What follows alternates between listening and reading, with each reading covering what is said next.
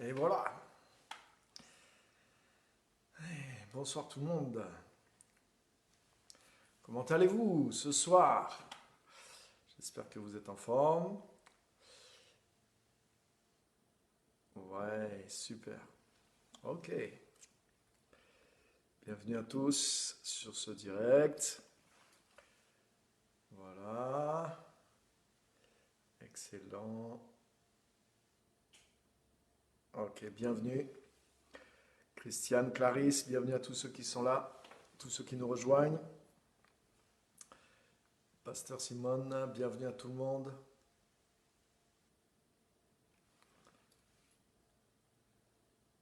Ok, super. Valérie, bonsoir. Bienvenue à tous.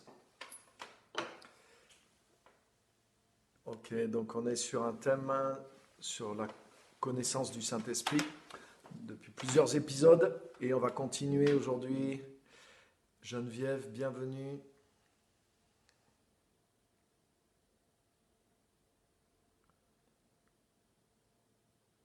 Ok.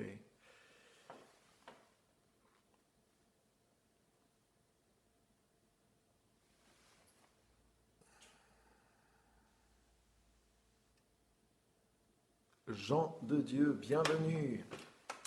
Bienvenue à tous ceux qui sont là. Vous pouvez partager aussi le direct si vous voulez. Si vous voulez qu'il y a des gens sur votre propre profil qui pourront être informés et suivre en direct aussi.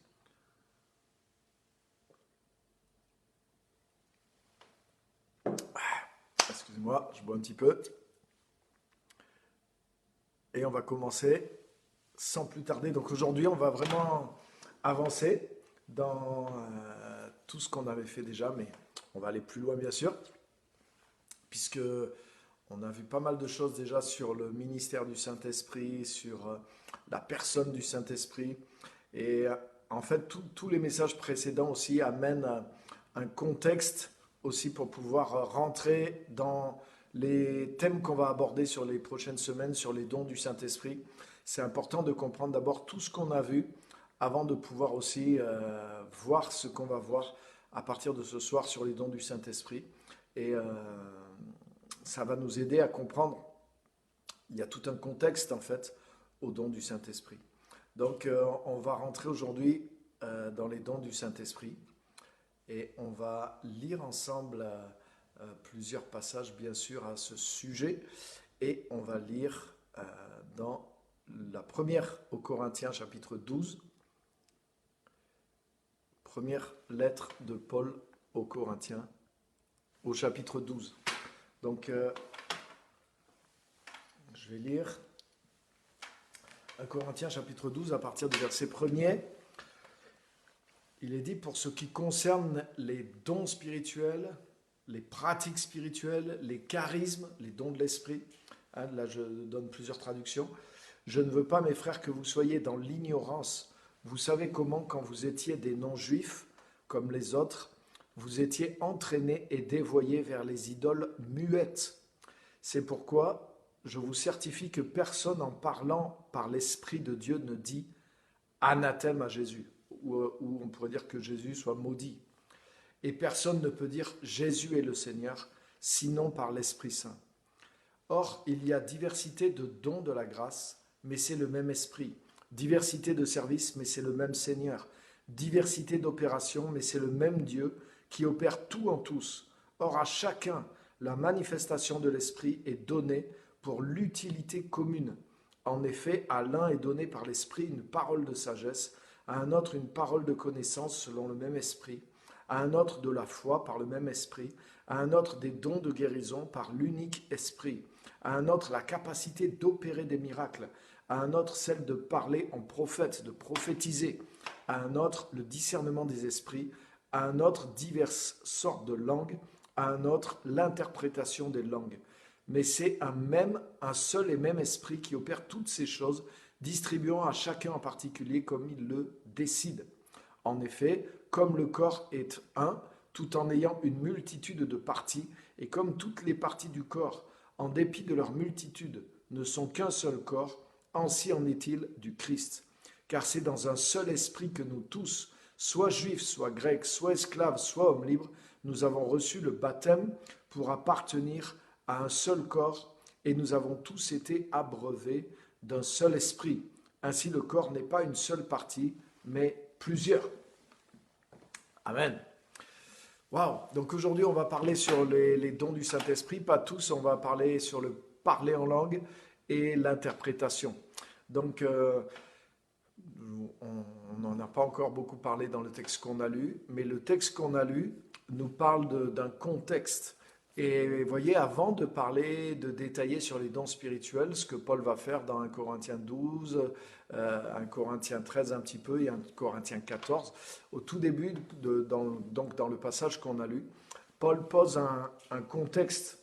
Et ce contexte est important parce que ça veut dire que les dons du Saint-Esprit, ils agissent dans un certain contexte, ils viennent dans un certain contexte, ils doivent être utilisés dans un certain contexte. Déjà, tous les messages que j'ai faits avant, ça donne le contexte large, on pourrait dire, hein, de comprendre le Saint-Esprit, etc. Donc je ne reviens pas dessus, vous pouvez les revoir, ils sont sur la page, il suffit de remonter. Mais là, Paul va rentrer maintenant il va parler des dons du Saint-Esprit aux Corinthiens et il leur donne un contexte un peu plus réduit que celui que j'ai pris. Et ça veut dire que ce contexte-là est une clé aussi pour comprendre les dons de l'Esprit. Je sais que souvent les gens ont soif des dons de l'Esprit, ils veulent tout de suite qu'on parle ou rentrer, expérimenter, agir dans les dons de l'Esprit, et c'est une bonne chose d'avoir soif. Mais pour que les dons de l'Esprit fonctionnent et soient reçus de la bonne façon, de la meilleure façon, c'est essentiel de comprendre ce contexte dont nous parle Paul. Donc je vais d'abord un petit peu parler de ce contexte, avant de parler sur le parler en langue et l'interprétation. Donc j'ai noté 3 choses dans ce contexte que Paul nous donne. La première chose, on l'a vu au verset 7, c'est la souveraineté du Saint-Esprit. C'est-à-dire que la manifestation de l'Esprit, elle est donnée selon la volonté du Saint-Esprit. Donc, il y a une différence entre la manifestation du Saint-Esprit et les dons aussi du Saint-Esprit. Je vais vous donner et vous allez vite comprendre. Par exemple, la prophétie, si on parle de la prophétie ou l'interprétation des langues, par exemple, dans l'Église, c'est une manifestation d'un don du Saint-Esprit, donc c'est une manifestation du Saint-Esprit. Donc cette manifestation du Saint-Esprit, on ne peut pas l'inventer, on ne peut pas la provoquer quelque part. C'est le Saint-Esprit qui va donner une parole prophétique, par exemple, qui va inspirer quelqu'un. Mais la manifestation, vous voyez, l'Esprit donne cette manifestation selon son libre arbitre, selon sa propre volonté. Mais le don du Saint-Esprit, le don de prophétiser, par exemple, il est déjà donné dans la personne, à moins que ce soit la première fois que la personne agisse dans ce don du Saint-Esprit. Donc vous voyez, je fais une petite différence entre la souveraineté du Saint-Esprit qui se manifeste dans une manifestation d'un don du Saint-Esprit. Et je fais la différence avec ça, et aussi un don du Saint-Esprit qui est donné par le Saint-Esprit. Et là, je fais une différence. Pourquoi ? Parce que je ne pense pas que, et vous verrez pourquoi, dans le verset 7, quand il dit à chacun la manifestation de l'Esprit est donnée selon la volonté du Saint-Esprit, selon la souveraineté du Saint-Esprit, je ne pense pas que ça soit de même pour les dons. C'est-à-dire que ce n'est pas le Saint-Esprit qui, par exemple, si vous avez reçu le don de prophétie ou si vous agissez dans le don du Saint-Esprit, ça ne veut pas dire que vous ne pouvez pas accéder à notre don, puisque l'apôtre Paul dit accéder aux dons les meilleurs. Et donc ça veut dire qu'on n'est pas bloqué, ou c'est pas parce que quelqu'un a reçu ce don de prophétie, ah bah oui, lui il a reçu le don de prophétie, ou lui il a reçu la parole de sagesse, ah bah donc moi je ne peux pas l'avoir. Hein, lui il a de la chance, c'est le Saint-Esprit qui souverainement, dans sa souveraineté, lui a attribué un des dons du Saint-Esprit. Non. Puisque l'apôtre Paul dit que nous pouvons aspirer aux dons les meilleurs. Et il dit même si quelqu'un prie en langue, mais il faut qu'il prie pour avoir le don d'interpréter. Et même mieux encore, prier pour pouvoir prophétiser parce que c'est encore mieux, c'est encore plus utile pour l'Église. Donc vous voyez, ça veut dire, ça serait contradictoire si les dons étaient vraiment déterminés de façon fixe par la souveraineté du Saint-Esprit, alors On ne pourrait pas aspirer à passer d'un don à un autre ou à vouloir un don à un autre, on est d'accord. Donc voyez pourquoi c'est important de bien étudier la parole pour ne pas se faire de fausses idées. Donc ça veut dire que non, tu peux aspirer, c'est ce que Paul dit, aspirer à tous les dons et aspirer aux dons les meilleurs, aspirer à ceux qui sont le plus utiles. Et les dons les plus utiles, ça dépend aussi des contextes. Si quelqu'un est malade, peut-être le don le plus utile, ça va être le don de guérison et pas le don de parler en langue. Donc, vous voyez, bon, ça, on en parlera plus tard. Mais en tout cas, on n'est pas limité, on n'est pas bloqué à un seul don. Voilà, il ne faut pas voir quelque chose d'étroit, il faut voir quelque chose de large. C'est les dons de la grâce. Par contre, la manifestation d'un don, elle se produit par la décision du Saint-Esprit. C'est-à-dire que les dons de l'Esprit, c'est un petit peu comme des outils qui sont on pourrait dire si quelqu'un est un chirurgien, par exemple, et on pourrait dire il a besoin de tel outil, il a besoin de tel outil, il a besoin de tel outil pour pouvoir opérer. Vous voyez les chirurgiens qui demandent à leurs assistants, hop, pince, scalpel, coton, seringue, voilà. Et bien on pourrait dire le Saint-Esprit, c'est lui l'intelligence, c'est lui qui opère, comme on a vu. Il y a différentes opérations, mais c'est le même Seigneur qui opère. Et c'est le Saint-Esprit qui opère. Et dans le corps de Christ, il y a différents dons. Et quand le Saint-Esprit a besoin d'une parole prophétique, il va dire « Ah, là, j'ai besoin d'une parole prophétique. Je voudrais parler à quelqu'un prophétiquement. » Donc, il va utiliser quelqu'un qui a déjà le don de prophétie. C'est-à-dire quelqu'un qui a déjà opéré, ou alors si c'est la première fois. Mais si tu as déjà opéré une fois ou plusieurs fois dans le don de la prophétie, ben, le Saint-Esprit compte que tu vas continuer. Et donc, quand le Saint-Esprit veut se manifester maintenant souverainement par une parole prophétique, alors il va chercher quelqu'un qui est à l'écoute, qui est rempli du Saint-Esprit, et quelqu'un qui a le don de prophétie. Vous voyez comment ça se passe? Et bien sûr, ça peut être aussi que le Saint-Esprit, exceptionnellement, se manifeste d'une manière souveraine par quelqu'un qui n'a jamais rien exercé, quoi que ce soit. Et le Saint-Esprit l'utilise, un chrétien l'utilise parce qu'il a l'Esprit de Dieu en lui pour une guérison ou pour un don de miracle d'une manière extraordinaire. Mais en général, le Seigneur va utiliser des gens qui fonctionnent déjà dans un don. Donc vous voyez, il y a une différence entre connecter avec le Saint-Esprit, avec un don du Saint-Esprit, commencer à recevoir et à fonctionner dans un des dons du Saint-Esprit, et ensuite, maintenant, à chaque fois que le Saint-Esprit veut se manifester dans un contexte donné, il va pouvoir plus facilement utiliser quelqu'un, bien sûr, qui a fonctionné dans ce don. Donc, il y a la manifestation souveraine du Saint-Esprit dans les dons du Saint-Esprit. Le Saint-Esprit a besoin de quelqu'un, le Saint-Esprit veut agir comme le chirurgien, il veut opérer, il veut guérir, donc il va utiliser quelqu'un qui a déjà fonctionné dans ces dons d'une manière spéciale. Voilà, donc, waouh, c'est vraiment intéressant, les dons du Saint-Esprit, et c'est passionnant. Donc, il y a une dimension de la souveraineté du Saint-Esprit, et ça, c'est important de comprendre parce que ça nous ramène à ce qu'on a vu dans les messages précédents, à savoir que c'est le Saint-Esprit qui est le chef, c'est lui qui est une personne, c'est lui qui veut, comme il dit dans le verset, le Saint-Esprit à chacun comme il le veut.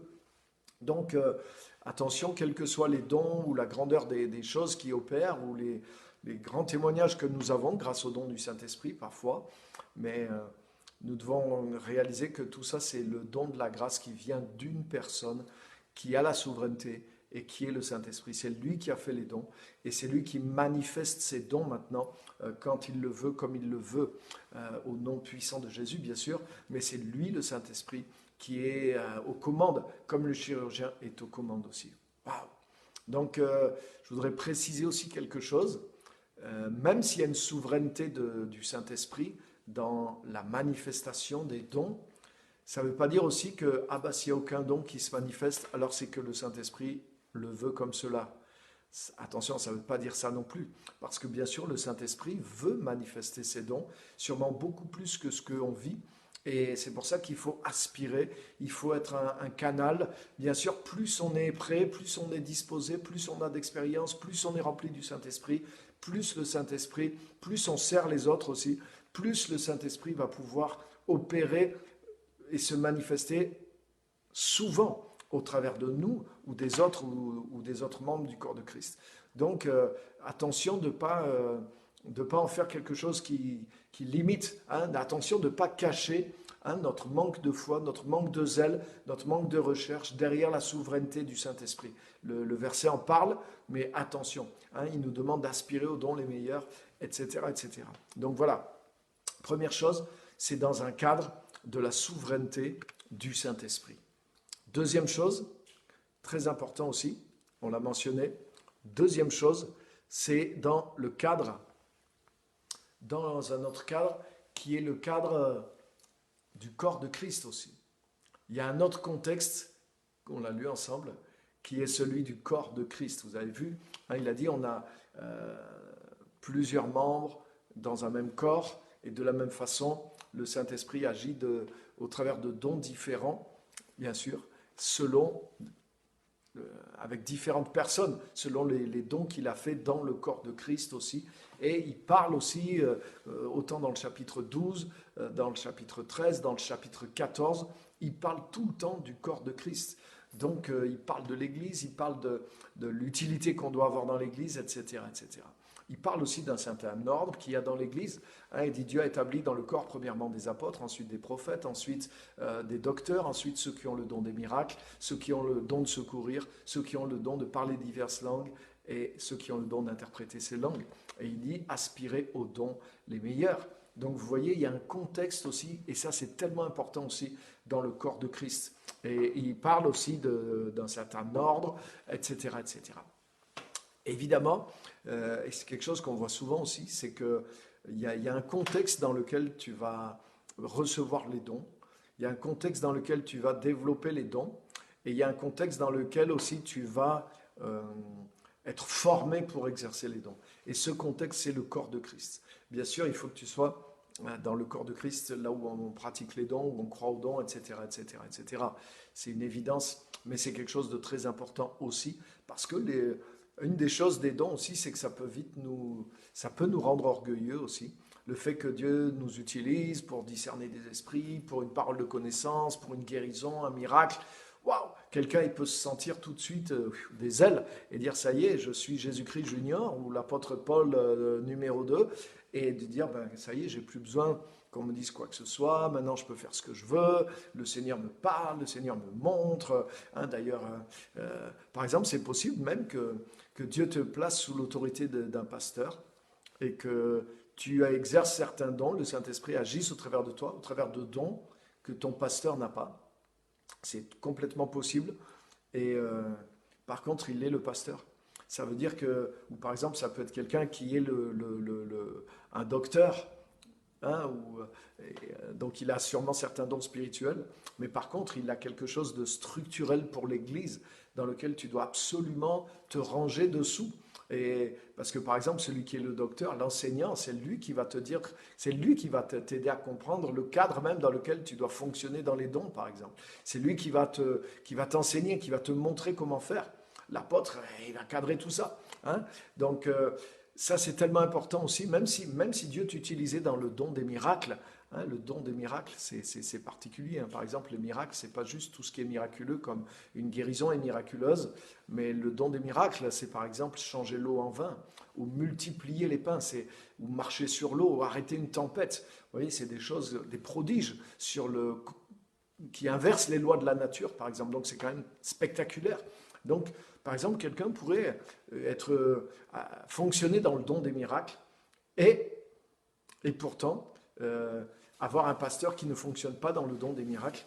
Et pourtant, si tu es un membre de cette partie du corps de Christ, tu dois être soumis à ce pasteur, tu dois fonctionner avec ce pasteur, tu dois écouter ce pasteur. Donc le fait que Dieu t'utilise dans le don des miracles ne te donne pas de l'autorité spirituelle, par exemple, sur quelqu'un qui est un pasteur ou qui est un ancien dans l'Église, un ancien dans le sens d'un pasteur, ou un prophète, ou un apôtre, ou un enseignant, etc. Vous voyez, même, beaucoup de dons de Saint-Esprit ne te donnent pas une autorité, par exemple, sur tous les ministères, on pourrait dire, qui touchent à la direction de l'Église, au gouvernement de l'Église, par exemple. Donc, vous voyez, il y a un contexte dans lequel les dons du Saint-Esprit doivent s'exercer. Et même si ces dons du Saint-Esprit s'exercent à l'extérieur de l'Église, ça veut dire que toi, c'est important que tu sois dans un cadre pour pouvoir comprendre ce qui se passe et pour pouvoir grandir. C'est pas quelque chose, même si tu exerces des fois ces choses d'une manière un peu personnelle, dans un ministère personnel, que tu es détaché bien sûr de l'Église, tu agis dans le domaine dans lequel Dieu t'appelle, et ces choses se passent. Mais tu dois rester rattaché aussi, tu dois en parler, tu dois fonctionner avec le corps dans lequel Dieu t'a placé. Parce que ce n'est pas quelque chose d'individuel, même si ce don se manifeste par un membre, ce n'est pas quelque chose d'individuel, c'est quelque chose de corporatif. Et c'est ce que Paul nous explique aussi. Donc vous voyez, ça c'est vraiment de la sagesse qu'il y a dans la parole de Dieu. Vous voyez pourquoi le contexte est tout aussi important que les dons. Parce que si quelqu'un il s'emballe à exercer les dons sans être dans le contexte, c'est-à-dire la soumission au Saint-Esprit, être sous la souveraineté du Saint-Esprit, et dans un contexte aussi du corps de Christ. Même si je commence à exercer les dons spirituels, un jeune chrétien, mais bien sûr, il peut être utilisé par Dieu pour des grands dons spirituels, sans problème. Mais ça ne veut pas dire qu'il n'a plus besoin de son Église, ça ne veut pas dire qu'il est plus spirituel que les responsables de son Église, ou que ceux à qui Dieu a donné l'autorité de l'enseigner, de le former et de l'aider à grandir dans le corps de Christ. Donc c'est important de comprendre ces choses pour être dans une dimension d'humilité aussi. Ça, c'est un contexte dans lequel Dieu veut qu'on soit et qui compte pour les dons du Saint-Esprit. Waouh! Donc contexte de la souveraineté de l'Esprit, 1. Deuxièmement, contexte du corps de Christ. Et troisièmement, dans le contexte de l'amour. Dans le contexte de l'amour, 1 Corinthiens 12 est suivi par 1 Corinthiens 13 et 1 Corinthiens 14. 1 Corinthiens 13, souvent on utilise ce chapitre sur l'amour pour des mariages ou des choses comme ça. Et c'est vrai que c'est les plus belles paroles prononcées, même au milieu de l'humanité, sur le sujet de l'amour.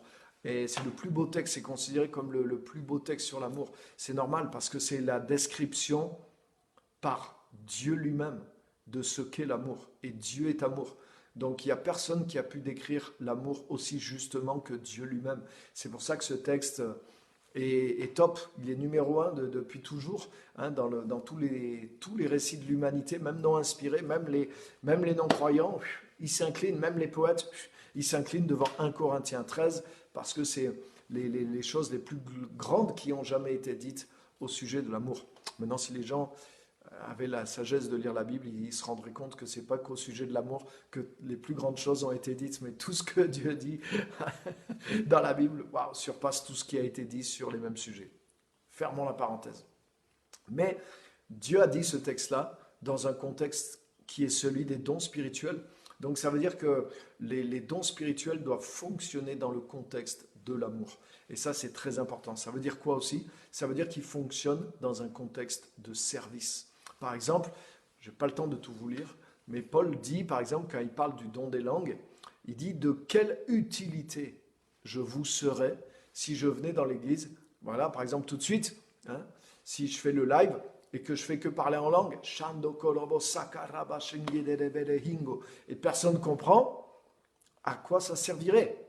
Moi, peut-être, je vais sentir l'onction du Saint-Esprit, je vais être édifié.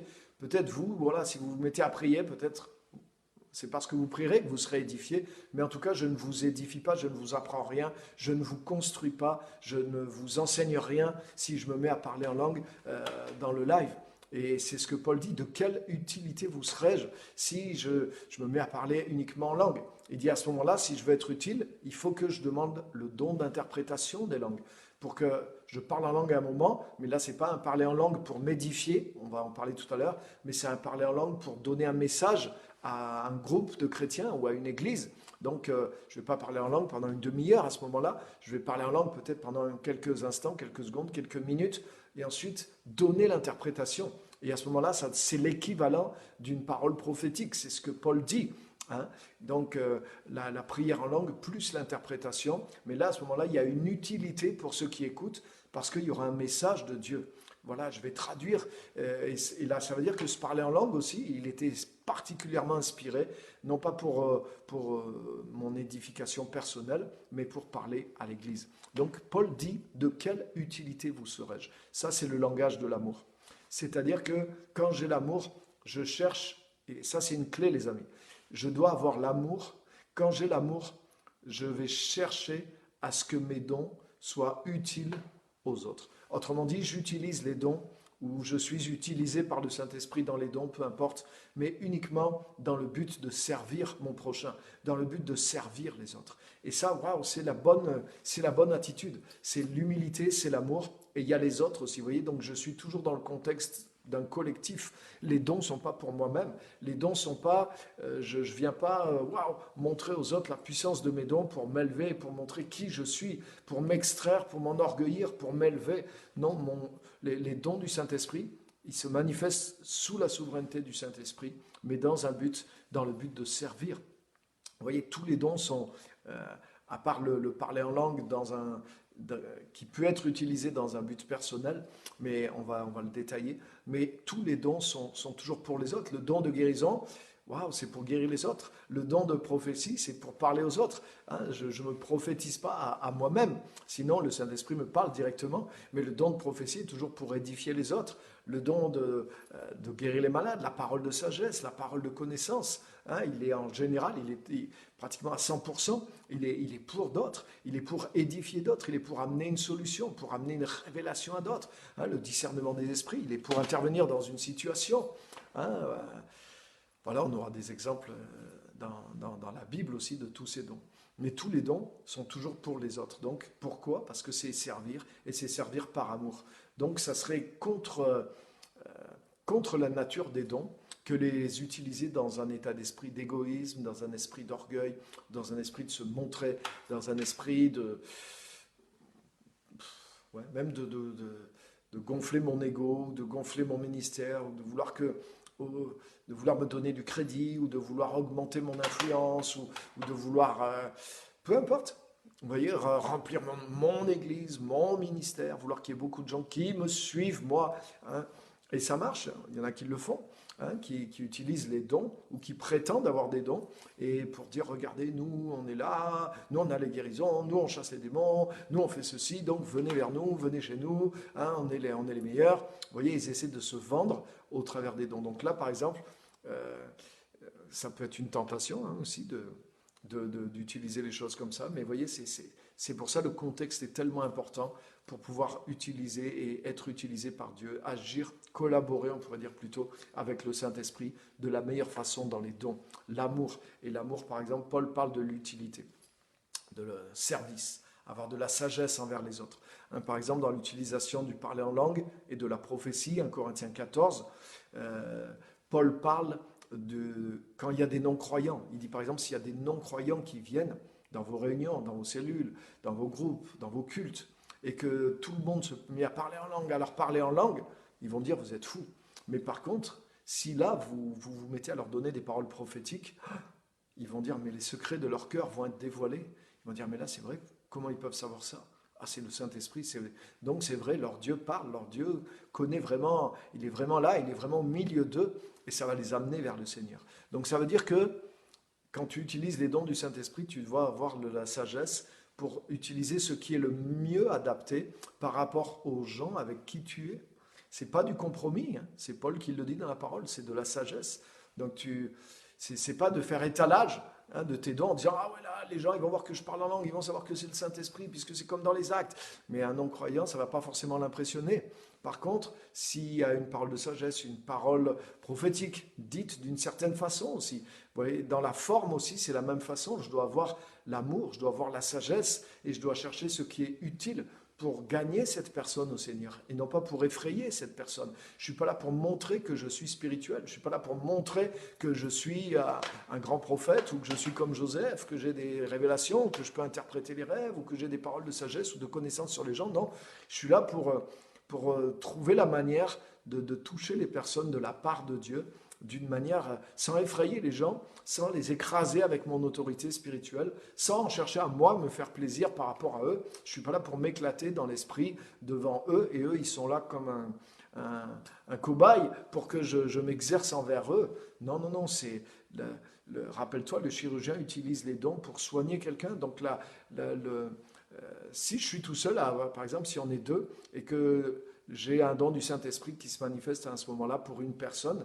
je ne dois pas oublier que l'important dans l'histoire, c'est pas moi qui sois en train C'est pas moi qui suis en train d'être utilisé par Dieu pour opérer, mais c'est la personne. Donc, je dois m'abaisser pour servir, je dois être à l'écoute du Saint-Esprit, je dois avoir l'expérience aussi de la meilleure façon, la meilleure approche possible pour essayer de toucher cette personne, de répondre à son besoin, pour que ça guérisse son cœur.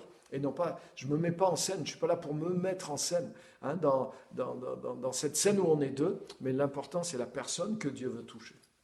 Je pense à Jésus, par exemple, avec la Samaritaine. Hein, Jésus est fatigué du voyage. Il a faim, les disciples sont allés chercher à manger. Lui, il est fatigué, c'est en plein midi. Ils ont marché. Il a soif aussi. Et il s'approche de cette femme. Et là, la compassion vient en lui. Et il dit à cette femme, tiens, donne-moi à boire. Puis elle lui donne à boire. Il engage une conversation avec elle. Et il a une parole de connaissance. Et cette parole de connaissance, waouh, elle est délicate parce qu'elle révèle des choses dans la vie de cette femme qui sont pas forcément à l'honneur de cette femme. Mais tu as vu, Jésus va lui parler sans aucun jugement, avec beaucoup de délicatesse finalement. Il va juste lui montrer que... Et elle va lui dire, waouh, mais je vois que tu es prophète. Et du coup, elle va amener la conversation sur, mais alors, où est-ce qu'on doit adorer Dieu? Et Jésus ne va pas ramener la conversation, oui, tu es dans le péché, tu as vu la vie que tu as. Jésus n'utilise pas les informations qu'il a, mais il utilise juste cette information pour montrer, et à la femme, je sais de quoi je parle. Et ensuite, il va l'enseigner finalement. Il va lui révéler des choses sur comment connaître Dieu en esprit. Waouh, et là, elle va dire, mais je sais que le Messie doit venir. Et là, il finit par lui dire, je le suis, moi qui te parle. Et là, elle croit en Jésus. Donc tu vois, un des buts des dons du Saint-Esprit, c'est pas de se mettre en valeur, mais c'est d'amener la révélation. Et là, Jésus l'a fait progressivement. Même s'il lui a révélé des choses vraies sur sa vie, c'était pas ça le vrai sujet. Le vrai sujet, c'était d'amener la personne à comprendre que Dieu la connaissait et que Jésus était venu, le Messie était là, et le Messie pouvait maintenant s'occuper d'elle, la sauver, elle pouvait tout connaître au travers du Messie. Donc vous voyez, le but des dons, c'est pas de nous mettre en scène nous, mais c'est d'amener vraiment de répondre aux besoins de la personne et aux besoins spirituels de la personne, de lui montrer, de lui démontrer finalement. Jésus veut agir au travers de nous, le Saint-Esprit veut agir au travers de nous pour montrer Dieu, pour montrer que Dieu s'intéresse aux gens, qu'il les connaît, non pas qu'il les écrase, non pas qu'il... Donc vous voyez, c'est important c'est pour ça qu'il y a tout un contexte. Et c'est un contexte aussi de croissance spirituelle, parce qu'il faut être débarrassé de notre ego le plus possible aussi, pour pouvoir être le plus utile possible et bien servir le cœur de Dieu, le dessein de Dieu. Vous voyez, c'est pas simplement de recevoir le don, ah, je sais ce qu'il faut faire, Dieu me demande de prier, Dieu me donne la foi, Dieu me donne un renseignement sur la personne. Mais vous voyez, tout le contexte dans lequel je suis, tout ce qu'on a vu les fois avant sur c'est quoi le ministère du Saint-Esprit, qui est un ministère de justification, pas de condamnation, etc. Mais c'est là que tout ça a son sens, parce que c'est là que les dons du Saint-Esprit vont opérer de la meilleure façon possible. Parce que là, il y a quelque chose que je voudrais vous dire à ce moment-là du message, c'est que, par exemple, dans le cadre d'une parole de sagesse ou d'une prophétie, ou même d'un don de foi, de miracle, de discernement, Dieu va te donner une information, Dieu va te donner de la puissance, Dieu va te donner de la foi, Dieu va te donner une conviction, Dieu va te donner de faire une action. Donc Dieu, ce que le Saint-Esprit nous communique dans le don, c'est comme une toute petite partie. Bien sûr, c'est le cœur de la chose. Mais en fait, c'est exactement comme le chirurgien dont je parlais tout à l'heure. Il te donne l'instrument dont tu as besoin pour aller opérer. Mais maintenant, tout le reste, c'est le chirurgien qui va le faire. C'est-à-dire, c'est toi. Et par exemple, Dieu peut te donner un renseignement exact, comme Jésus a eu un renseignement exact sur cette femme. Mais maintenant, si par exemple, ça avait été un pharisien, si c'est quelqu'un qui a une mentalité de pharisien, qui avait eu cette parole de connaissance sur la femme samaritaine, mais il l'aurait accablé, il l'aurait écrasé, il l'aurait mis sous la condamnation, par exemple. Vous voyez ? Et ça, le Saint-Esprit, le don du Saint-Esprit ne te donne pas tout ça. Ça, ce qui te donne tout ça, c'est connaître le Seigneur, c'est développer ton caractère. C'est pour ça que le contexte qu'on a vu tout à l'heure est fondamental. Si tu grandis dans une bonne église, mais tu vas mourir à toi-même. Tu vas développer l'esprit, tu vas développer beaucoup de choses, tu vas apprendre beaucoup de choses qui vont faire que, par exemple, tu vas être enseigné aussi. Tu vas comprendre le Seigneur, tu vas connaître la parole, tu vas connaître la grâce. Et du coup, tu vas comprendre les intentions du Seigneur. Tu n'auras pas juste que la puissance est sur toi et tu te mets comme Samson à agir à droite, à gauche, bam, boum, boum. Et sans comprendre, sans sagesse, sans amour, sans comprendre l'esprit qui t'anime. Vous voyez pourquoi le contexte est tellement important? Parce que le don du Saint-Esprit, c'est juste l'outillage pour agir et répondre aux besoins. C'est la puissance. Le don, c'est comme c'est un peu comme un peu de puissance, hein, ou une parole de connaissance, mais c'est comme une puissance, c'est une manifestation qui t'est donnée. C'est un outil qui est donné à ce moment-là. Mais cet outil, il doit être utilisé dans tout un contexte. Et tout ce contexte, waouh, tu dois le travailler, tu dois le développer à l'intérieur de toi, devenir comme Christ, etc., etc., etc. Waouh. Donc tout ça, c'est tellement important, tellement important, tellement important. Voilà sur le contexte déjà, et je pense que ça vous aide sur beaucoup de choses. Tu vois, et quand Paul parle entre le croyant et le non-croyant, mais c'est la même chose, c'est être utile dans un esprit de service, ne pas choquer, ne pas... Alors que des fois, tu as des chrétiens, oui, ils vont être potables, je dirais, dans les dons spirituels, au milieu de l'Église, parmi les chrétiens, mais dès qu'ils sont avec des non-croyants, déjà, ils vont peut-être même pas croire que Dieu veut leur donner, puisse leur donner une parole prophétique ou une parole de connaissance ou la guérison, parce qu'ils ont un jugement ou un a priori contre les non-croyants. Donc, ils ne vont pas s'adapter aux non-croyants, par exemple. Ils ne vont pas faire d'efforts. Alors que ce que Paul nous dit, c'est de faire cet effort. Et Paul, lui, il dit, mais moi, waouh, pour gagner les âmes à Christ, il dit, avec les Juifs, j'étais comme les Juifs. Avec les non-Juifs, j'étais comme les non-Juifs. Avec ceux qui sont faibles, qui ont plein de scrupules. Mais je me suis mis à leur niveau. Et dans les dons de l'esprit, il dit, il faut se mettre à leur niveau aussi. Pas leur imposer, mais comprendre que non, ça, ils ne vont pas recevoir parce qu'ils... etc., etc. Vous voyez, donc, il y a cet esprit d'amour, cet esprit de service, même envers les non-croyants aussi. Donc, vous voyez, ça veut dire que j'ai vraiment développé le cœur de Christ, j'ai vraiment développé la capacité de collaborer dans le ministère général du Saint-Esprit. C'est pour ça que je ne voulais pas traiter les dons comme ça, complètement à part de tout le reste, parce que ce n'est pas comme ça que ça fonctionne. Les dons fonctionnent dans un contexte général, dans une croissance spirituelle, dans le ministère global du Saint-Esprit. Et là, on vient de le voir, il fonctionne dans la souveraineté, dans ce contexte grand, il fonctionne dans le contexte plus réduit maintenant des dons de la souveraineté du Saint-Esprit, du corps de Christ et de l'amour et de l'utilité. Donc ça, j'espère que vous vous en souviendrez parce que c'est tellement important. Donc fonctionnez avec les autres aussi. Et ça vous aidera. Fonctionnez avec les autres. Quand vous pensez avoir reçu quelque chose, vous n'êtes pas sûr, je le donne, je ne le donne pas. Mais parle-en avec ton responsable. Parle-en avec ceux qui sont plus anciens que toi dans la foi, dans les dons, dans l'Église, qui ont du crédit dans l'Église. N'en parle pas aux trois rebelles qui critiquent l'Église et qui exercent les dons, soi-disant, d'une manière indépendante. Parce que sinon, ces gens-là vont te mettre dans le faux, je te garantis.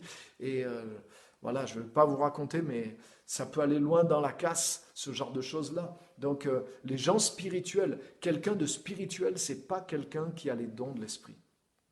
Ah oui, ne vous laissez pas avoir avec ça.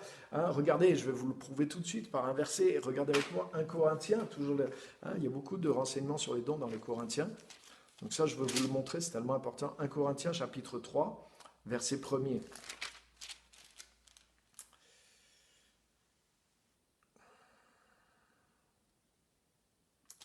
Ouais.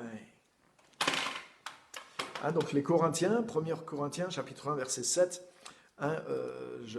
Restez au chapitre 3, mais c'est pour vous mettre dans le contexte. Dès le début, Paul parle aux Corinthiens, il leur dit, waouh, il ne vous manque aucun don de la grâce en attendant la révélation de notre Seigneur Jésus-Christ. Donc, les Corinthiens, et d'ailleurs vous remarquerez que c'est aux Corinthiens que Paul parle de tous les dons et tout ça, il les évoque dans d'autres endroits, mais c'est particulièrement aux Corinthiens qu'il y a tout ça. Pourquoi ?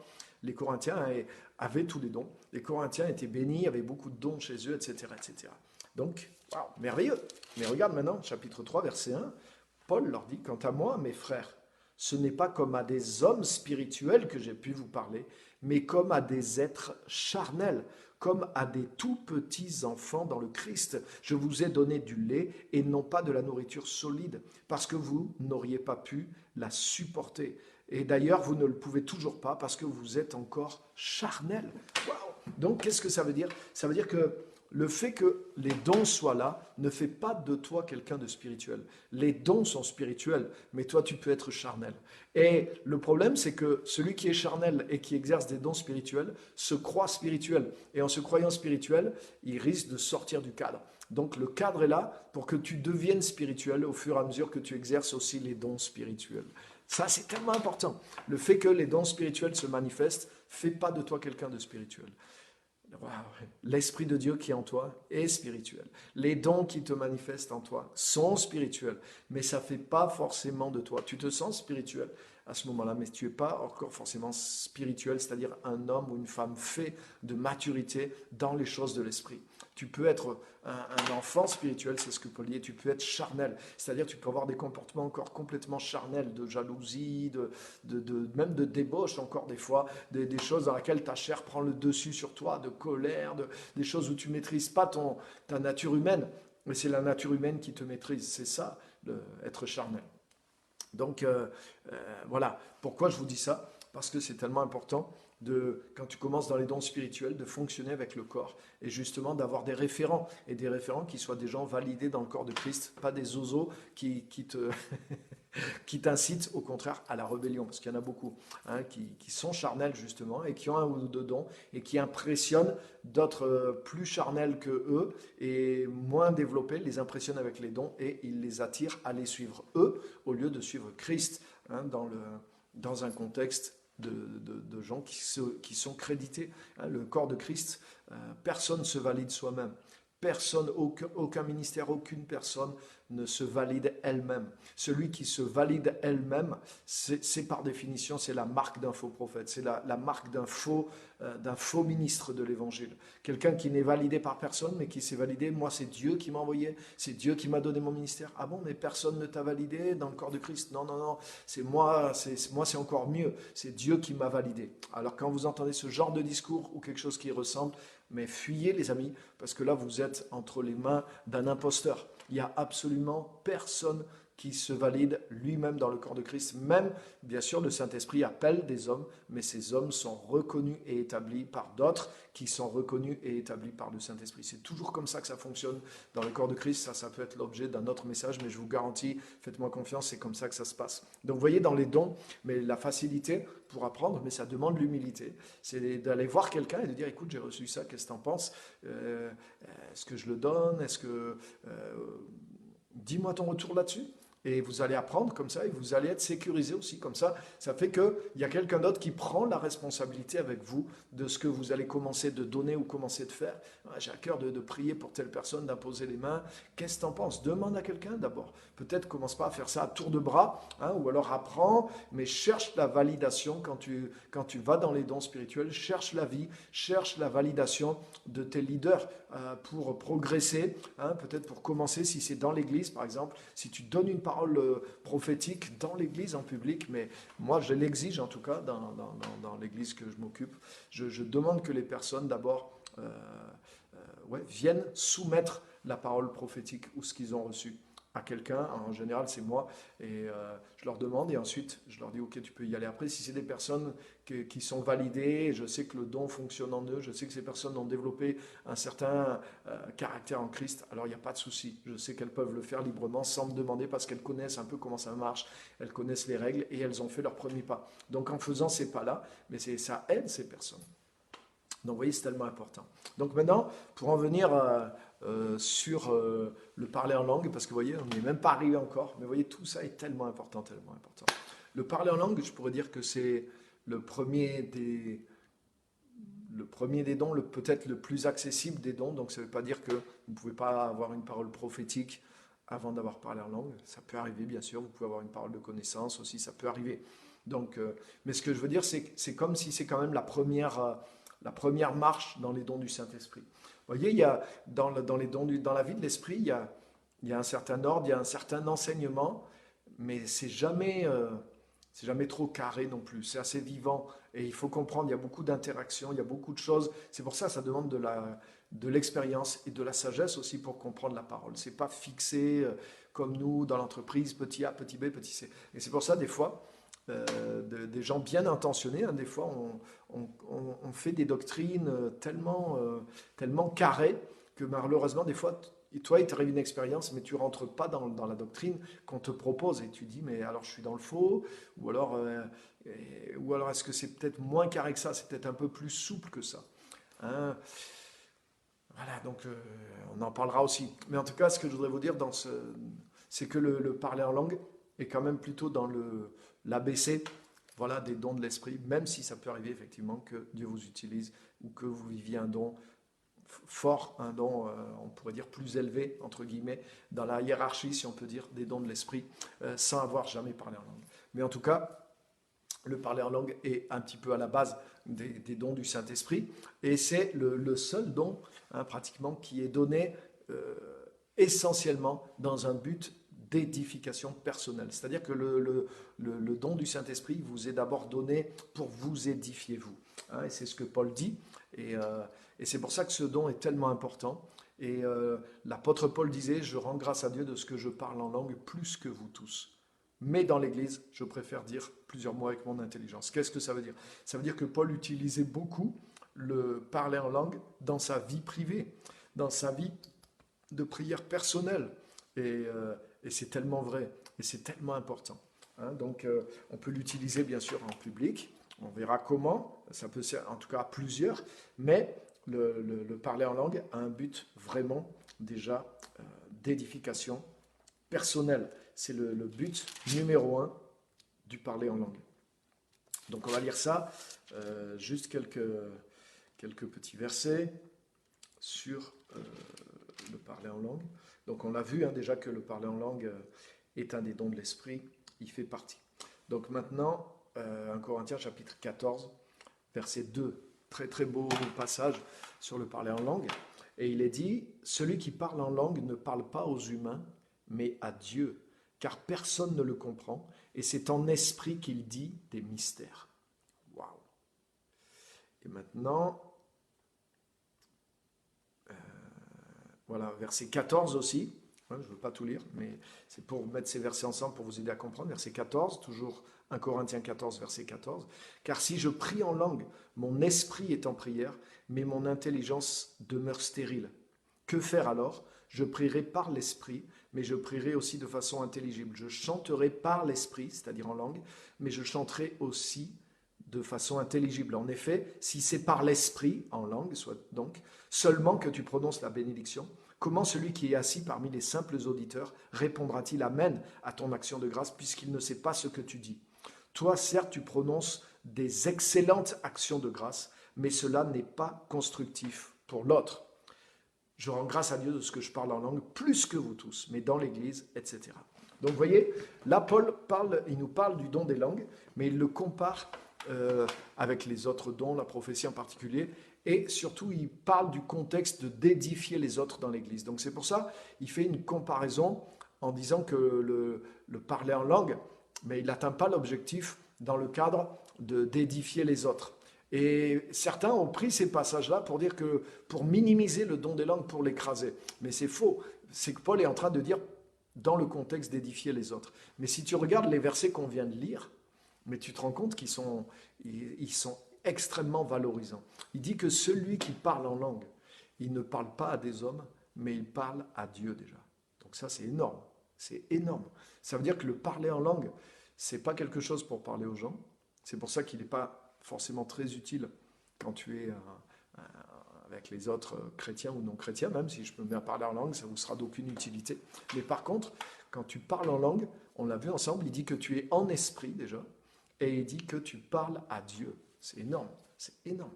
Combien de fois ça vous arrive, quand vous priez avec l'intelligence, de dire, des fois j'ai l'impression que je parle au mur, des fois j'ai l'impression que ma prière ne dépasse pas, ou des fois je suis concentré sur autre chose. Hein, c'est pas toujours que tu réalises que tu es vraiment en présence face à face avec Dieu et que tu es en train de lui parler. Hein, quand tu es dans cette conscience, là, c'est extraordinaire. Mais des fois, il faut du temps dans la prière pour arriver à cette conscience. Et ceux qui prient savent de quoi je parle. Mais regarde ce que dit Paul. Il dit que par contre, quand tu pries en langue, tu ne parles pas à des hommes, mais tu parles à Dieu. Donc ça veut dire que quand tu pries en langue, quand tu parles en langue, il dit que tu es en esprit déjà, donc tu n'es pas dans la nature humaine, puisque ton intelligence qui est humaine, elle est stérile. Donc ça veut dire qu'elle ne fonctionne pas. Quand tu parles en langue, ça ne passe pas par ton intelligence, puisque toi-même, tu ne comprends pas les mots que tu dis.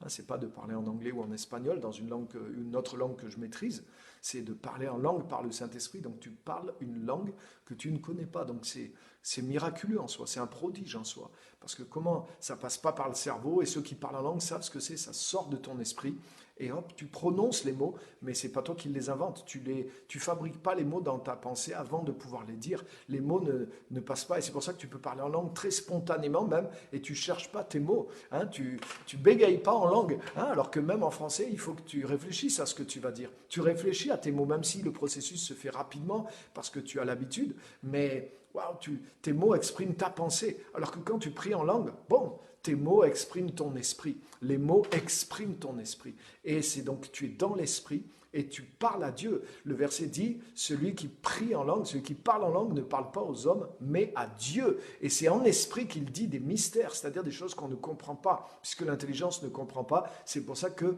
le don d'interpréter peut être utile pour comprendre ce que quelqu'un dit en langue. Mais en dehors de l'interprétation, personne ne comprend, même celui qui parle en langue. Mais alors, d'où est la force de ça? Mais c'est qu'il parle à Dieu. Il ne parle pas aux hommes, mais il parle à Dieu. Des fois, par exemple, quand tu es dans l'église aussi, il n'y a pas des gens qui prient des fois dans l'église, et toi, ça t'est pas arrivé, moi, ça m'arrive des fois, ou ça t'est arrivé. Tu pries, mais tu tiens compte des gens qui sont autour, et dans ta prière, on sent qu'il y a une partie de la prière qui s'adresse aux gens qui sont autour de toi. Ah, ça, c'est ce qui nous arrive à force. On devient un peu religieux des fois. Oui, Seigneur, comme tu l'as dit dans ta parole, si tu demandes ceci, cela. Mais est-ce que Dieu a besoin qu'on lui cite sa parole? Donc pourquoi je cite la parole? Peut-être je me dis, ouais, ma prière va édifier les autres. Peut-être, bon, c'est pas faux, mais je parle à Dieu ou je parle aux hommes? Et des fois, même en faisant de notre mieux, c'est pas toujours évident pour nous de vraiment parler à Dieu quand on prie. Waouh! Mais par contre, quand tu pries en langue, tu es sûr de ton coup. Celui qui parle en langue, celui qui parle en langue, parle à Dieu et non aux hommes. C'est extraordinaire. Et c'est pour ça que Dieu nous l'a donné. C'est comme un moyen de communication qui est exclusif avec lui. Tu parles une langue que Dieu connaît, que le Saint-Esprit comprend, parce que c'est le Saint-Esprit lui-même qui exprime. Et la force qu'il y a là-dedans, c'est que tu pries en langue, ou que tu parles en langue, ou que tu chantes en langue, comme on l'a vu aussi, tu es en esprit. Hein. Et quand ça concerne l'action de grâce, tu as vu, il dit, si tu rends grâce en esprit, mais celui qui ne comprend pas, qui n'est pas dans l'esprit à côté de toi, il ne pourra pas dire Amen à ce que tu dis. Et il dit, il est vrai, tu rends d'excellentes actions de grâce, mais l'autre n'en est pas édifié. Donc, waouh, ça veut dire que en public, ça n'a pas tellement d'utilité. En tout cas, si tu prends si tu veux parler aux autres en langue, ça n'a pas d'utilité. Mais il dit que par contre, ça a une grande utilité parce que tu es en esprit, parce que tu rends d'excellentes actions de grâce, parce que tu parles à Dieu et non aux hommes. Donc ça nous montre que c'est quelque chose à utiliser surtout dans la sphère privée, dans la sphère de l'édification personnelle. Maintenant, si on est plusieurs ensemble et qu'on dit allons-y maintenant, on prend un temps où tout le monde parle en langue, mais c'est exactement comme si tu dis ouais, on prend un temps et chacun parle à Dieu comme s'il était tout seul et tout le monde parle ensemble en même temps. Donc on n'est pas en train de s'édifier à cause de ce que les autres disent, mais on s'approche personnellement de Dieu tout en étant ensemble. Donc ça, on peut le faire avec le parler en langue aussi, bien sûr, pour un moment dans une réunion. Par contre, on ne pourra pas faire toute une réunion comme ça. Et puis celui qui va prendre la parole pour édifier l'assemblée ou le groupe, bien sûr, il ne va pas se mettre à parler en langue, ou alors il faut qu'il interprète, c'est ce que dit Paul. Vous voyez, donc là, je montre en comment le parler en langue peut aussi être utile, même quand on est à plusieurs, parce qu'on l'utilise tous personnellement, comme si chacun se connecte avec Dieu en esprit. Donc le parler en langue, vous voyez, l'utilité du parler en langue, elle est énorme, parce que le parler en langue court-circuite ton intelligence. Des fois, tu veux prier dans ton intelligence, il y a tes soucis, il y a tes devoirs, il y a ceci, il y a toutes sortes de souvenirs, et tu n'arrives pas à te concentrer sur Dieu. Quand tu pries en langue, tu pries en esprit. Et ton intelligence ne sait pas ce que tu dis. Donc tu parles à Dieu, tu ne parles pas aux hommes. Donc là, déjà, tu as triomphé de toutes sortes de combats que tu as. Des fois, tu te rends compte, mais je suis en train de prier comme ça parce qu'il y a des gens. Ou j'ose pas prier parce qu'il y a des gens. C'est la même chose. Ça veut dire que waouh, ma prière, ça dépend des hommes plus que de Dieu. J'ose pas prendre la parole, j'ose pas louer Dieu parce que les autres vont entendre ce que je dis. Alors, waouh, si je dis une bêtise, j'ai honte. Mais ça veut dire que là, je suis en train de plus parler aux hommes qu'à Dieu réellement. Je suis plus influencé par les hommes. Quand tu pries en langue, tu es libre de tout ça. Tu parles à Dieu. Donc, c'est tellement important. Et on voit que Paul disait, moi, je prie en langue plus que vous tous. Et je rends grâce à Dieu pour ça. Ça veut dire que Paul utilisait énormément la prière en langue. La prière en langue, ce n'est pas une manifestation du Saint-Esprit, je termine avec ça, qui dépend de Dieu, sauf quand c'est un parler en langue que tu vas donner pour qu'il soit interprété. Je m'explique. Quand tu as reçu le parler en langue, tu es rempli du Saint-Esprit, l'Esprit de Dieu sur toi, et il te donne cette langue de prière, de communication avec lui. À partir du moment où tu as vécu ça, que tu as reçu cette langue de prière, dans la majorité des cas en tout cas, tu peux le réutiliser quand tu veux dans la prière. Et moi, c'est ce que je fais régulièrement. Quand je prie pour les gens, ça je vous donne un de mes trucs, quand je prie pour les gens pour qu'ils reçoivent leur langue de prière, qu'ils parlent en langue et qu'ils le reçoivent, souvent je leur dis, continue par exemple au début pour les lancer. Ils commencent, ils osent à peine, bang, shondo. Je dis, vas-y, continue par la cache. La personne, wow, libère le flot. Une fois qu'elle a libéré ce flot dans l'esprit, des fois je dis, vas-y, arrête. Elle s'arrête. Je dis, maintenant recommence. Je dis, rappelle-toi de ça. C'est-à-dire que ce n'est pas juste que tu as été visité aujourd'hui, que tu as pu parler en langue.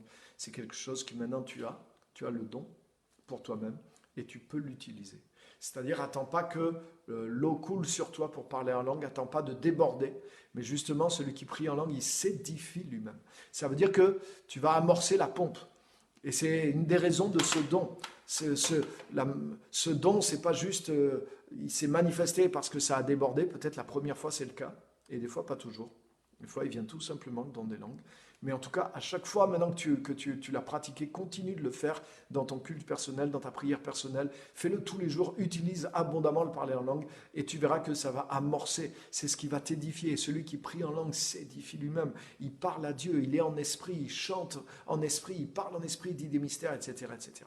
Donc vous voyez, ça c'est toute l'utilité du parler en langue. Il vise avant tout l'édification personnelle. Maintenant, quand c'est une manifestation, comme tu recevrais, boum, une parole prophétique, ou tu es poussé par l'esprit dans un contexte d'église, là pour le coup à 100%, et là c'est qu'il va y avoir une interprétation derrière. Donc là, le Saint-Esprit, c'est pas juste que toi tu décides de prier en langue pour t'édifier, ou tu rentres dans l'esprit, tu chantes en langue, tu pries en langue d'un niveau personnel. Là, il y a une manifestation de l'esprit, où l'esprit te pousse à parler en langue aux autres, pendant pas longtemps bien sûr, mais parce que quelqu'un va avoir le don d'interpréter, ou toi, tu vas avoir le don d'interpréter. Et si cette manifestation de l'esprit, elle vient souvent en toi, quand tu es avec l'Église, alors ça veut dire qu'il faut que tu pries pour le don d'interpréter, surtout s'il n'y a personne qui interprète. Et il dit que celui qui prie en langue, et qui a des manifestations de langue pour l'édification, alors qu'il prie pour avoir le don d'interpréter aussi. C'est dans ce contexte-là. Là, c'est une manifestation du don des langues pour édifier les autres, parce que le Saint-Esprit va donner à quelqu'un d'autre l'interprétation. Et s'il n'y a personne qui interprète, alors peut-être c'est à toi que Dieu va donner l'interprétation. Et commence à prier pour ça, c'est ce que Dieu dit. Et là, tu vas passer de la base de parler en langue, tu vas aller vers l'interprétation, et en réalité, ça va t'amener vers la prophétie, parce que l'interprétation et la parole prophétique, c'est pareil. C'est quasiment pareil, on y reviendra. Et du coup, après, tu vas voir que tu vas être libéré dans la parole prophétique. Et peut-être là, tu vas accéder après à la parole de sagesse, la parole de connaissance, parce que c'est un peu le même processus, même si ça t'amène plus loin. Et on en reparlera les prochaines fois. Donc là, je reste ici sur le parler en langue. Donc, recevez le parler en langue. Est-ce que tout le monde doit recevoir le parler en langue? Oui, absolument. Donc, c'est ce que j'ai dit en introduction. Il y a des gens qui se cachent derrière 1 Corinthiens 12, 7, la souveraineté. Dieu distribue les dons à chacun comme il le veut en particulier. Non, c'est la manifestation. Mais les dons, Dieu veut qu'on y aspire à tous. Et le parler en langue, tout le monde en a besoin. Donc oui, il faut aspirer au parler en langue. Et tu dois recevoir le parler en langue. Si tu n'as pas reçu le parler en langue, prie et demande à ce que quelqu'un prie pour toi qui a reçu le parler en langue pour le recevoir. Et lance-toi aussi. Attends pas que le Saint-Esprit te possède. Beaucoup de gens ne parlent pas en langue parce qu'ils sont comme ça. Et ils attendent comme si le Saint-Esprit va s'emparer d'eux. Le Saint-Esprit nous inspire, mais ne nous possède pas. Ces dons du Saint-Esprit même sont des dons d'inspiration. Sont parfois appelés les dons d'inspiration. Donc Dieu t'inspire, même le don prophétique, c'est pas le Saint-Esprit qui parle au travers de toi. Non. Il t'inspire, il te donne la pensée, il te pousse, mais c'est toi qui vas parler. Si tu veux pas parler, tu ne parleras pas, même si tu as reçu une prophétie. Et le parler en langue, c'est la même chose. Ils se mirent à parler en d'autres langues selon que l'Esprit leur donnait de s'exprimer. Acte 2. Donc le Saint-Esprit te donne de t'exprimer, mais c'est à toi de te mettre à parler en d'autres langues. J'ai déjà aidé plusieurs gens à se débloquer parce qu'il y en a, il maximise aussi le don des langues. Et puis des fois aussi, il y a cette doctrine aussi de baptême du Saint-Esprit avec le parler en langue aussi. Si tu parles pas en langue, tu n'es pas baptisé du Saint-Esprit. Personnellement, je crois que ce n'est pas tout à fait exact. Et je peux vous le montrer aussi par la Bible. Hein. Il y a des cas dans la Bible, effectivement, où ça s'est produit comme ça, mais il y a des cas aussi où il y a des gens, ils ont prophétisé directement, où il y a des gens où on n'a rien vu non plus. Et donc tu peux être baptisé du Saint-Esprit sans parler en langue, c'est ce que je crois. Et tu peux parler en langue aussi sans être baptisé du Saint-Esprit. Là, je vous mets dans la confusion, j'espère. Non, être baptisé du Saint-Esprit, pour moi, ça veut dire être plongé dans l'Esprit. C'est la plénitude, c'est vraiment quelque chose de waouh, d'énorme. Donc oui, forcément, ça va provoquer le parler en langue pour la première fois dans plusieurs personnes. Mais il y a des fois des gens, ils sont sous l'onction du Saint-Esprit, ils ont l'Esprit de Dieu qui agit en eux, et ils vont commencer à parler en langue. Ça ne veut pas dire forcément qu'ils sont baptisés dans un baptême de puissance, de feu. Et même des gens qui ont été baptisés du Saint-Esprit avec le don des langues, des fois, ils ont vécu plus tard un baptême plus fort, plus grand, plus puissant de feu. Et là, waouh, ils sont entrés dans la dimension des fois des miracles, etc. Donc, il faut faire attention de ne pas se limiter en disant, ah, j'ai parlé en langue, j'ai reçu tout ce qui existe dans le Saint-Esprit. C'est faux. Ou de se dire, wow, j'ai vécu déjà l'onction, la puissance de Dieu sur moi, mais je n'ai pas parlé en langue, alors je ne suis pas baptisé du Saint-Esprit. C'est peut-être pas exact non plus. Mais en tout cas, peu importe le cas de figure dans lequel vous voyez, c'est ce que je disais, des fois, on veut mettre les choses trop carrées, et des fois l'expérience n'est pas tout à fait là-dedans. Mais ce que je veux vous dire en tout cas, ce qui est sûr et certain, c'est que tout chrétien né de nouveau qui a l'esprit, il doit rechercher, et c'est facile d'accéder à se parler en langue. Et ça ramène une dimension spirituelle dans ta vie, que tu le veuilles ou pas. C'est réel. Donc aspire aux dons les meilleurs. Aspire, hein, tu n'as pas envie de vivre ce que la Bible dit, juste les versets qu'on a lus sur le parler en langue, dans les effets d'édification dans la vie personnelle, mais c'est énorme, d'être en esprit, wow, de ne pas parler aux hommes, mais de parler à Dieu, wow, de dire des actions de grâce extraordinaires, wow, d'être transporté en esprit, hein, par les langues, et de s'édifier soi-même, de pouvoir s'édifier soi-même. Tu es sûr de ne pas te dire de bêtises, hein, tu es sûr aussi, par exemple, je pense qu'il y a une dimension là-dedans, dans Romains 8, 26, nous ne savons pas ce qu'il convient de demander dans nos prières, mais l'Esprit lui-même intercède pour nous par des soupirs inexprimables, des grognements, c'est même écrit. Donc je pense que ça ne veut pas dire que le parler en langue doit ressembler à un grognement, mais ça veut dire que des fois, tu ne sais pas comment prier dans certaines situations. Ou tu ne sais plus, tu n'as plus de mots, tu as dit 10 fois la même chose, tu es lassé. Mais le Saint-Esprit te permet, le parler en langue dans le Saint-Esprit te permet de dépasser tout ça aussi. Donc le Saint-Esprit peut t'inspirer avec des mots dans ta langue intelligible, mais le Saint-Esprit va t'inspirer aussi dans des mots, dans la langue, dans le don des langues qu'il t'a donné, pour que tu puisses prier abondamment aussi, tout en t'édifiant, tout en disant des choses qui sont justes dans la prière, parce qu'elles sont inspirées par le Seigneur. Waouh! Donc voilà ce que je voulais dire ce soir sur les dons et sur le contexte des dons et sur le premier qu'on aura étudié, le parler en langue avec l'interprétation. Vous voyez déjà rien que sur ça, il y a eu beaucoup de choses à dire. Parler en langue plus fort que les autres est mieux entendu. Alors là, j'ai pas compris. Alors oui, je pense comprendre ce à quoi tu fais allusion. Si quelqu'un parle en langue plus fort que les autres, est-ce qu'il est bien entendu? Non, bien sûr, c'est pas la force de. C'est comme en fait, c'est comme la prière. Hein, effectivement, quand par exemple on est dans des temps d'intercession et qu'on intercède, on prie tous ensemble, alors que ce soit avec notre intelligence ou que ce soit avec les langues, Dieu ne nous entend pas plus parce que notre volume est plus fort. C'est juste une question de personnalité. Il y a des gens qui parlent plus fort que d'autres. Donc voilà, ils vont peut-être s'exprimer plus fort que d'autres. Mais effectivement, ce n'est pas pour ça que c'est plus puissant spirituellement. Maintenant, c'est vrai que d'être dans la prière, par l'esprit, ensemble, ou même dans la louange, mais on doit s'exprimer. Et c'est vrai en s'exprimant sous la puissance du Saint-Esprit, c'est un peu logique qu'on ne soit pas tout timide, tout timoré, et que, après je ne dis pas que c'est un mal si quelqu'un est comme ça, mais c'est compréhensible que quelqu'un soit emporté par l'esprit et qui commence à prier fort, qui commence à faire des déclarations, qui commence à prier en langue d'une manière forte et puissante parce qu'il ressent l'autorité, il ressent que ce qu'il est en train de dire est en train d'agir aussi spirituellement. Donc ça, je le comprends tout à fait parce que je le vis personnellement aussi comme ça aussi quand je suis dans l'intercession et que je suis dans l'esprit.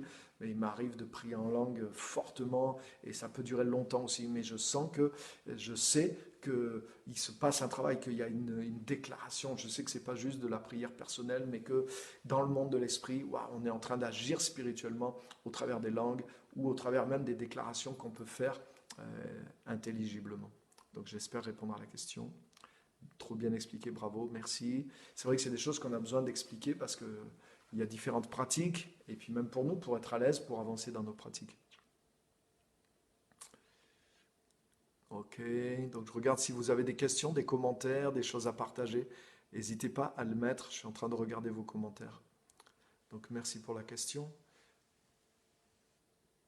Et c'est vrai que des fois, quand quelqu'un prie fort à côté de nous, ça peut nous déranger, que ce soit en langue ou pas en langue. Donc qu'est-ce qu'il faut faire? La meilleure façon de faire, mais c'est toi-même de commencer à prier fort. Et à commencer, comme ça tu vas t'entendre toi, et d'aller dans l'esprit.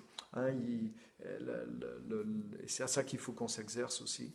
Hein, quand on est, par exemple, dans un temps de prière, d'intercession, plusieurs personnes prient ensemble, etc., etc. Si on écoute les prières des autres, ben, du coup, on est récepteur. Donc il faut passer en mode émetteur et se concentrer sur le Seigneur. Et toi aussi, chacun de nous, on doit se mettre en mode Seigneur, je te remercie, je te prie, je suis venu pour intercéder, déjà je veux te louer. Et tu avances comme ça dans l'esprit, tu pries en langue, tu pries avec ton intelligence, et tu vas voir que le Saint-Esprit va, comme Jésus a dit, hein, des fleuves d'eau vive sortiront de son cœur. Donc le Saint-Esprit va t'inspirer des mots dans la prière naturelle ou la prière en langue. Et du coup, tu vas prendre ta place aussi dans l'intercession sans juste être attentif à l'environnement. Donc c'est une liberté aussi et un stade de maturité à passer. Ok, ben merci à tous. Je ne vois pas d'autres commentaires ou questions. Ok, s'adapter aux gens, c'est la sagesse et l'amour, absolument. Donc merci à tous d'avoir été là. Et voilà, je pense que ça pose des bonnes choses. Et donc c'est pas tout ce qu'il y a à dire sur le sujet, je ne sais pas tout. Mais c'est des choses que je peux un peu dire avec la parole, avec l'expérience de quand même pas mal d'années dans le parler en langue, dans les dons du Saint-Esprit. Et je sais que ça vous sera utile aussi dans l'Église. Vous voyez le contexte, tout ça, tellement important. Tellement important. Donc vraiment merci à tous. Donc utilisez le parler en langue. Hein, surtout ne laissez pas moisir ce parler en langue si vous l'avez reçu un jour, dans un jour d'onction. Mais utilisez-le même quand vous n'êtes pas en forme. Au contraire, c'est fait pour ça. Celui qui parle en langue s'édifie lui-même. Surtout, utilisez. C'est un don extraordinaire. Des fois, des gens entendent des mauvaises choses sur le don en langue. Ça sème le doute. Ils arrêtent de l'utiliser. C'est une erreur. Ayez foi et ressortez. Ainsi, si votre parler en langue c'est un peu empoussiéré, ressortez-le et utilisez-le. Si vous n'avez jamais reçu, alors recevez-le simplement et exprimez-vous en langue quand vous êtes dans la prière, dans l'onction. Lancez-vous et vous allez voir, Dieu va vous inspirer. Vous allez avoir des mots qui vont sortir et continuer. Je sais que ça peut paraître bizarre des fois parce que forcément l'intelligence trouve ça bizarre puisque c'est miraculeux. Donc c'est incompréhensible. Et comment c'est possible? C'est possible par le Saint-Esprit. Donc ouvrez le robinet, laissez sortir les mots et parlez en langue sous l'inspiration du Saint-Esprit. Vous allez voir que ça va fonctionner si vous êtes sous l'onction du Saint-Esprit. Ça fonctionnera. Donc je voudrais juste prier pour ça maintenant. Si c'est votre cas, eh bien, mettez la main sur votre tête, ouvrez votre bouche, commencez à prier. Et même là en direct, commencez à parler dans une nouvelle langue au nom du Seigneur Jésus, parce que si vous êtes chrétien, que l'Esprit de Dieu est sur vous, mais c'est quelque chose qui est normal, c'est dans votre héritage basique, c'est pas du tout réservé à des grands chrétiens chevronnés, c'est quelque chose pour démarrer dans la vie de l'Esprit, dans la vie chrétienne, donc c'est normal de le vivre maintenant. Donc recevez ce don de l'Esprit, recevez ce parler en langue pour vous édifier maintenant dans votre vie personnelle, recevez-le et libérez-le, comme il y a un verset dans la parole qui dit « Ouvre ta bouche et je la remplirai ». Donc commence à remercier le Seigneur, commence à parler et commence à prononcer aussi des mots qui vont arriver dans ton esprit, des mots qui vont arriver dans ta bouche. Prononce les mots que tu connais pas et tu vas voir, il y a une langue qui va sortir toute faite. C'est pas toi qui l'as fait, mais c'est le Saint-Esprit en toi qui libère, qui fait couler l'eau. Mais toi, il faut que tu ouvres le robinet, c'est-à-dire parler.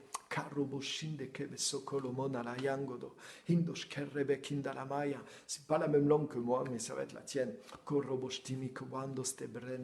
Manakadash kindo kolobo sokolomora lingara dara shenke robo boyoro kobo sinkin bishanke horra baba kadashinke de berekendo sokolomo koshanke de beyango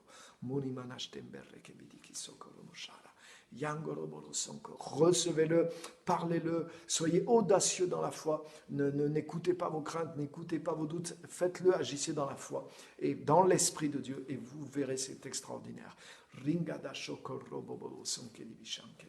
Et vous allez voir que, à force que vous le pratiquez dans votre vie personnelle, vous êtes édifié vous-même. Recevez-le. Recevez-le même maintenant, pendant que vous êtes en ligne. Mettez-vous dans la présence du Saint-Esprit et recevez-le et parlez-le. Allez-y dans la foi, vous allez voir. Le Saint-Esprit va agir. Il est le même, il est vivant et il veut vous entraîner dans cette dimension. Ça ouvre la porte au don de l'Esprit, ça ouvre la porte à être rempli du Saint-Esprit. C'est un moyen d'entretenir la plénitude du Saint-Esprit. C'est écrit aussi. Entretenez-vous par des psaumes, des hymnes inspirés, donc des chants inspirés, des chants par l'Esprit, dont parle Paul, il parle des langues aussi.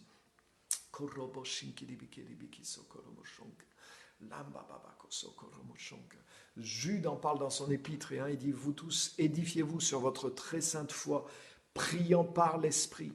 Et c'est la même expression que Paul quand il utilise pour dire en langue. Je prierai par l'Esprit, je chanterai par l'Esprit, mais je le ferai aussi avec l'intelligence. Vous voyez, il distingue en esprit, il veut dire en langue. Et Jude emploie la même expression aussi. Dans Éphésiens 6, quand il dit de faire toutes sortes de prières, de supplications, par le Saint-Esprit aussi, les chants inspirés, etc. Tout ça, c'est la vie charismatique, la vie avec le parler en langue, le Saint-Esprit. Et donc beaucoup de gens ignorent ça. La Bible n'en parle pas que dans 1 Corinthiens 12, 13 et 14. Il y a d'autres passages aussi qui le suggèrent et qui veulent dire ça. Donc Dieu vraiment vous bénisse, recevez-le.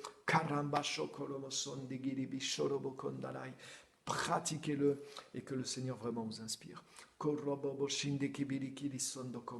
vous laisse juste une clé. Et même là, en priant en langue, tu vois, moi-même, ça m'édifie. Moi-même, wow, je sens des paroles qui montent, des paroles prophétiques. Et j'ai un point que je n'avais pas donné, mais que je vais vous donner. Et je sens que c'est le Saint-Esprit, qui est tout simple. C'est une clé que Paul donne. Et cette clé, il l'a dit, pour les dons. Et j'aime ma traduction, moi, dans le 1 Corinthiens 12, 31, vous le regarderez après, restez dans l'esprit. Une des clés, dans ma traduction, c'est écrit 1 Corinthiens 12, 31, passionnez-vous pour les meilleurs dons de la grâce. J'aime beaucoup. Passionnez-vous pour les meilleurs dons de la grâce. Ayez le feu, ayez la passion. Et c'est comme ça que vous allez recevoir les dons et le parler en langue. Ayez le feu, ayez la passion. Écoutez votre cœur, votre instinct, votre tripes. Il faut être passionné. C'est pas juste par l'intellectuel ou par la théologie, mais c'est avec la passion. C'est la passion qui te fait atteindre ces choses-là. La passion, le cœur a soif, le cœur te pousse. Et le cœur est assez fou pour faire ce que la foi lui propose. Donc recevez-le. Si vous avez reçu quelque chose en ligne, envoyez un petit commentaire. Ça fait toujours plaisir d'avoir des témoignages en retour. Et c'est merveilleux. Alors attends, je vois qu'il y a une autre question. Peut-on aussi... Merci pasteur pour le message, très bien expliqué en priant en langue, on s'édifie soi-même. Peut-on aussi... je ne vois pas le commentaire entier malheureusement, je ne sais pas pourquoi.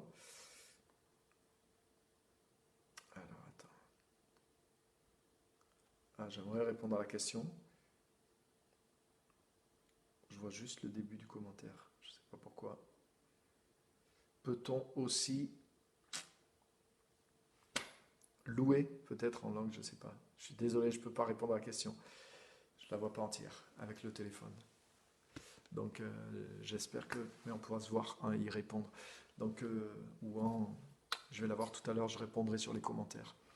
Donc merci à tous en tout cas d'avoir été là. Et par la passion du cœur, vous allez recevoir aussi. Donc merci à tous, que Dieu vraiment vous bénisse. Et je termine avec une bonne nouvelle personnelle. En général, je ne raconte pas ma vie. Mais là, aujourd'hui, je suis grand-père pour la 5e fois. Donc c'est une bonne nouvelle, tout s'est très bien passé d'une manière aussi extraordinaire. Et je ne peux pas raconter là. Mais ceux qui connaissent ma fille, Hélène, elle vous racontera à l'occasion. Et mon gendre aussi, c'était extraordinaire. Donc c'est un petit garçon, un 5e petit garçon qui s'appelle Johannes, ça vient de Jean, Johan aussi, qui veut dire grâce de Dieu aussi, don de la grâce aussi, faveur.